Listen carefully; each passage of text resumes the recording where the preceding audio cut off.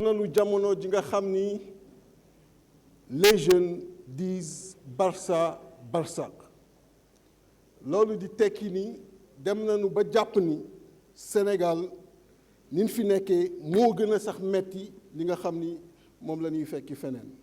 Et pourtant vous avez une partie de la solution entre vos mains, mais cela nécessite que la vision quitte Diamniadio pour rejoindre la vallée du fleuve Sénégal, pour rejoindre les terres de l'Anambé, pour rejoindre les 150 000 hectares qui peuvent être également utilisés. Je vais vous donner un exemple très simple. Les 10 dernières années, vous pouvez vérifier les chiffres, à part cette année, vous avez la facture céréalière qui est entre 200 et 300 milliards concernant les importations. Si on traduisait cela en chiffre d'affaires, les économistes savent ce que je dis, on peut réserver les 30 à 40% comme masse salariale, ce qui équivaudrait à 90 milliards. Même si on prend un jeune, on lui alloue 3 millions de salaire annuel, l'équivalent de 250 000 francs en salaire mensuel, on aurait aujourd'hui sorti 30 000 Sénégalais du chômage. Donc, on est en train de sortir des devises, d'enrichir d'autres, alors qu'on a la possibilité de l'utiliser à l'intérieur pour régler la question du chômage, mais pour également régler la question de la souveraineté alimentaire.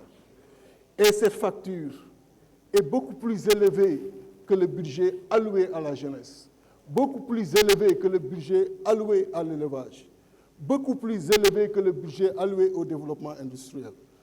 Comment peut-on comprendre, chers collègues, qu'après 60 ans d'indépendance, que 60% de nos compatriotes restent encore au niveau 1 du classement des besoins de la pyramide de Maslow?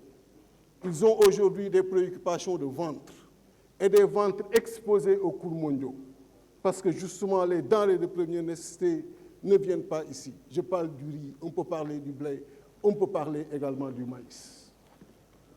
Et rien n'est fait. On est encore dans une courbe qui maintient, et les données de la Banque mondiale sont là pour l'attester, le niveau de la contribution dans le PIB. Au niveau du secteur primaire, de 2010, on était à 16%, en 2019 à 15%, données Banque mondiale.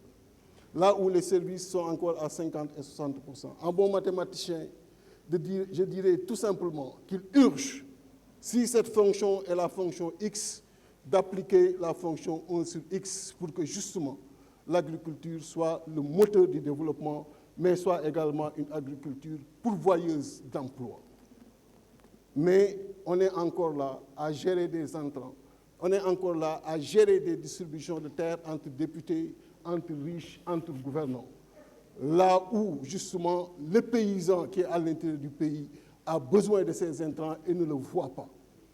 Mais nos préoccupations restent à notre niveau. Et ce sont ces choses-là qu'il faudra fondamentalement régler et le plus rapidement possible.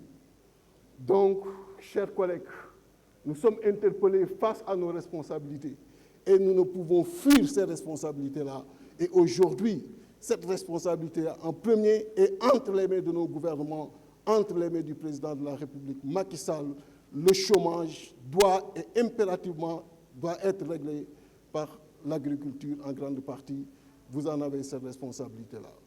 Donc, il faudrait que cette vision, je l'ai dit tout à l'heure, quitte Diamniadio et rejoigne la vallée du fleuve Sénégal, l'Anambé, pour que ces terres soient exploitées et nous détacher du manque de souveraineté qui nous a brutalement aujourd'hui mis devant nos faiblesses quand la Covid est arrivée, parce que le 3 avril 2020, quand les acteurs faisaient leur conférence de presse, on était juste à 3 mois de stop.